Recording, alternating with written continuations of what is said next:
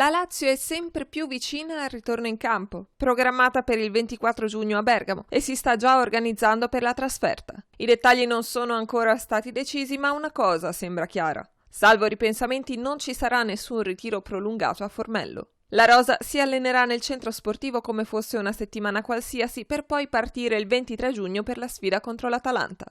L'idea di Simone Inzaghi tiene conto della pressione a cui saranno sottoposti i giocatori una volta ripartito il campionato. Con tante gare ravvicinate i momenti di riposo saranno pochi, quindi, finché è ancora possibile, è meglio lasciarli liberi. Intervenuto ai microfoni di Sky Sport, il direttore del Napoli, Cristiano Giuntoli, ha ribadito l'intenzione di proseguire con Gennaro Gattuso anche nella prossima stagione. Ci siamo trovati molto bene con Rino, ne abbiamo apprezzato sia le doti tecniche che umane, c'è la volontà di andare avanti con lui, stiamo progettando il Napoli insieme. Per quanto riguarda invece i rinnovi dei veterani del Napoli, Giuntoli spiega: con Mertens siamo abbastanza avanti, da parte nostra c'è la volontà di tenerlo e lui vuole rimanere. Lui e Zelinski sono i più vicini, mentre Callejon non ha ancora deciso cosa fare.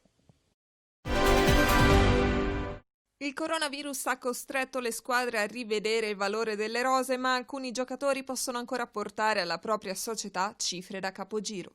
Il CIES, l'Osservatorio sul Calcio, ha stilato una classifica dei calciatori più costosi, tenendo conto di un insieme di fattori, tra cui l'età, la durata del contratto e il club di appartenenza.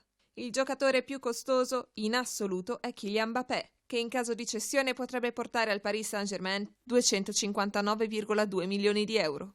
Nella top 10 figurano fenomeni come Salah, Mané e Griezmann. Per trovare il primo nome di Serie A bisogna scendere al 18° posto, occupato da Matthijs de Ligt, il cui valore è stimato sui 104,7 milioni di euro. Lionel Messi, quasi 33 anni con contratto in scadenza nel 2021, è valutato 100,1 milioni e si è classificato in 21ª posizione. Il calciatore più vecchio in classifica è Cristiano Ronaldo, valutato 62,8 milioni al 70° posto. Tempo di riflessioni per Novak Djokovic. Il numero 1 del mondo sembra sempre più intenzionato a disertare gli US Open in programma dal 31 agosto, per prepararsi al meglio in vista del Roland Garros, che inizierà 3 settimane dopo.